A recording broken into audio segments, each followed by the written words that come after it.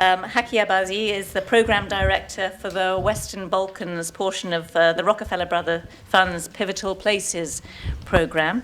Haki, please, the floor is yours. Thank you. You had a chance to escape, actually, because I have only 20 pages from the Balkan that brought to read, so you're going to suffer a lot. No, I'm joking. That's not going to be the case. It's really a great pleasure for me to be here today. It's first time to talk to you as a group. I know a lot of faces as individuals, but certainly the first time to kind of express my views and see the reactions also from you as a group. I would like to thank Jerry and EFC staff for having me here and all their support for Grantmakers East Forum. I have to say that because I'm chairing the Grantmakers East Forum, and there was a tremendous support that came from EFC for our last meeting in Riga. Let me expand a little bit the introduction of myself, because it was quite Rockerfeller Brothers Fund, Western Balkans. So where do I come from? I was born and grew up in Kosovo. I was a student, part of the movements during the 90s. And then I became a refugee for a few months during the war. I came back and again continued to be an activist, part of the movements in Kosovo, in the Balkans, helped to reconstruct the country to the level that it's reconstructed.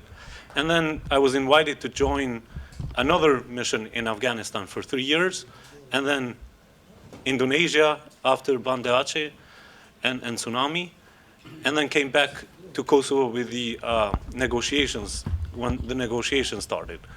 I was supporting on the side the Ahtisaari team and the efforts to get a peaceful kind of resolution of Kosovo status.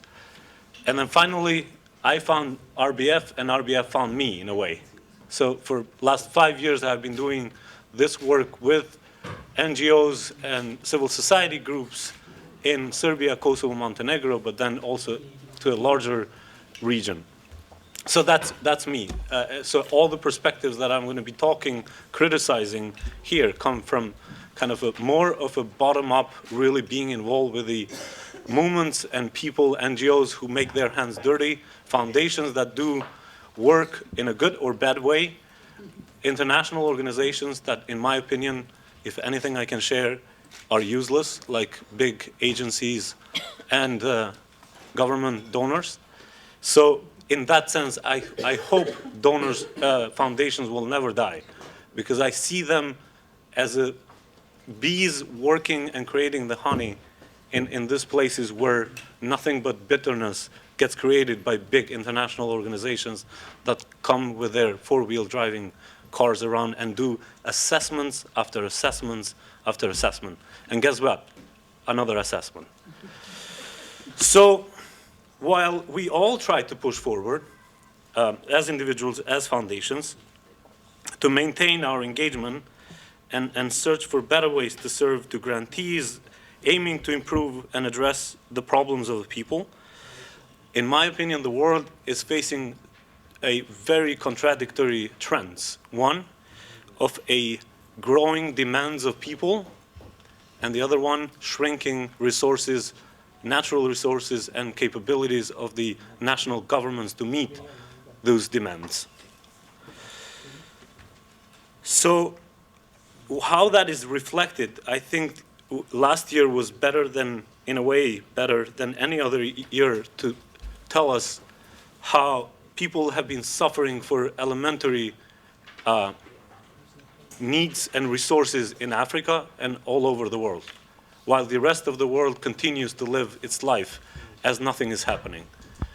The 2008 recession has changed its shape, has kept growing the optimism in our heads that is going to be better, but certainly Greece is keeping the fire there and keeps reminding us that actually we're continuing to have the financial crisis with us, risking the point risking Eurozone to sink.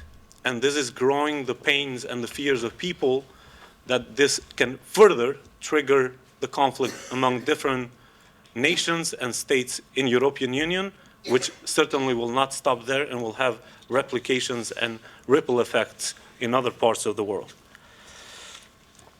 So why I would say the globalization has found us unprepared. I'm not saying that globalization is a bad thing that is happening, but has found us unprepared because globalization without global leadership, it's being used as a platform for corporations and, in some parts of the world, criminal networks that are so well established to even more take resources from people and even more concentrate the capital in the hands of few. Crisis of leadership in the world is no different from crisis of leadership in the European Union, our own home. What we're seeing from those crises are individual countries negotiating and making decisions. Certainly, we're not seeing one European voice coming out and supporting EU challenges, EU transformations, and EU demands. And this is a big, big issue. I have nothing against Merkel and Sarkozy, but I have a lot against the fact that the European Union is not being able to speak with one voice. Why it's so important for me and the region where I work is that Bosnia-Herzegovina, Kosovo, Serbia, the whole Balkans has been waiting for that one voice from European Union for so long that I think the timing is getting short, basically, especially on the issue of Bosnia-Herzegovina and Kosovo, which remain to be the black holes. And I know that there are arguments that say there is no enough capacity. We need to wait. This is a process. But guess what? This no capacity actually, in a way, tells you how effective we all have been, but mostly European Union, to build the capacity. 15, 20 years to keep repeating that there is no capacity, while most of the money and the funds have been spent to build the capacity, it means we have not reached our own goals. We have not been delivering what we have been promising to the people when we entered there. So why it's important to look into that perspective, and remember, I said I'm coming here from a very grounded work. I'm not going to talk big theories. It's that European Union, as our own vision, needs to succeed in the Balkans, needs to succeed in Cyprus question, needs to succeed in Bosnia, Kosovo, and it needs to succeed in the case of name of Macedonia in order to build its own credibility to be able to engage elsewhere in the world. If it doesn't succeed in its own backyard, after so many atrocities and funding spent, then I think European Union should forget to be credible in other parts of the world where it is needed. Its leadership, it's needed its intervention, but without credibility, I don't think that's going to be the case. And we know the case of Libya, how many disagreements happened there, the case of the climate change and how European Union presents its own position around climate change. In Afghanistan, in other parts of the world, you have one single country that can challenge a common defense, security, or even foreign policy of European Union. So this is a call. I think Greece, financial crisis, it's a call for European Union to basically get its act together. So where do we fit as foundations here? And I heard earlier saying that we're too small. We just pretend that we actually are out there. I can tell you that's not true, really. It is small, but it's not a question of how small you are. I think it's about how effective you are and how connected to the issues you are. In my opinion, I think the foundations and the philanthropic sector altogether can play a critical role to get European Union institutions out of their own eggshell. Of course, that requires ourselves to get out of the eggshell, but the moment we do that, which I think a lot of foundations already did, then we can help European Union to do things that I was just talking earlier, to be there, to play its role, to be on the lead of the important processes inside European Union and internationally.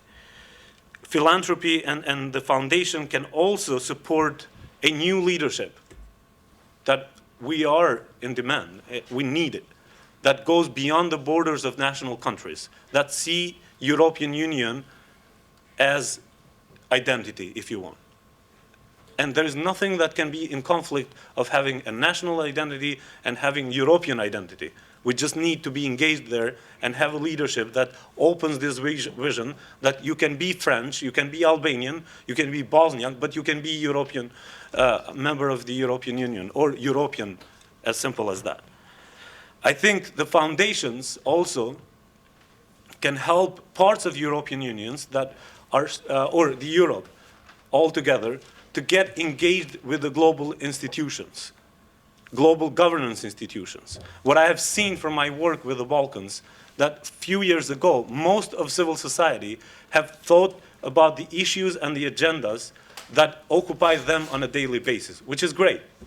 But that is very often house of cards that gets destroyed by a decision that is made in the World Bank, in EBRD, in other bigger institutions. Why?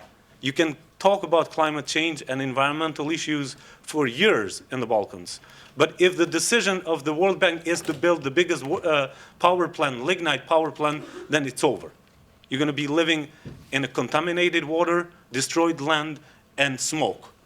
And that's what World Bank knows how to do it, nothing else. So foundation's role is to actually, through supporting local organizations, get the channel of communication to global civil society in order to get to these big, gigantic international institutions, to listen to them, and even learn from them, because small successful cases of windmills, of hydropower stations, of small solar panels can teach World Bank that there is another way of doing business. So for us, I think it's a mission that we do challenge that and don't stay on the other side and believe that the global governance institutions by default always do good job. I don't know how much more time do I have, but I kind of in a surprising way, I did want to talk a little bit about the media and the social media that the session was addressing. I believe that we're being caught on a trick. Facebook came out of one mind, one person, perfect tool, but everything kind of evolves around the Facebook and social media. I think foundations should not be tricked like that. We need to move beyond that.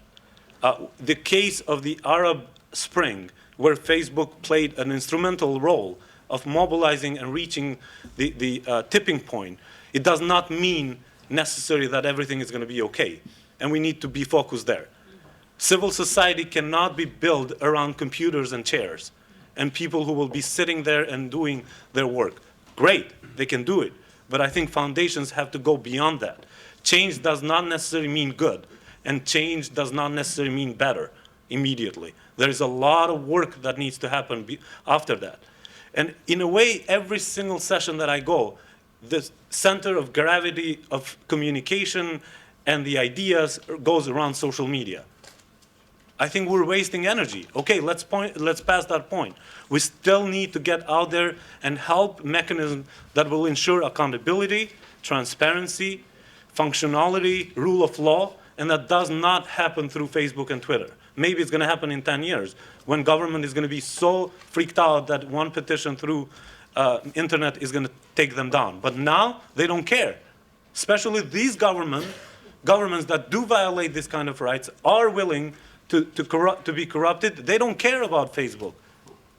So we should not fall into the idea that that's the way we should be doing now. Because the wrong investment today can actually increase the amount of work that we have to deal tomorrow.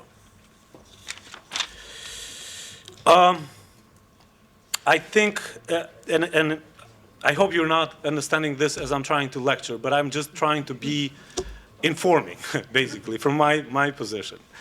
I think that for our foundations that have been involved for 20 years, 25 years in the Western Balkans, in the Central Eastern Europe, I think it's a duty, it's a responsibility that we transfer both the successful cases and the failures to the our neighbors, to Arab countries, the North Africa.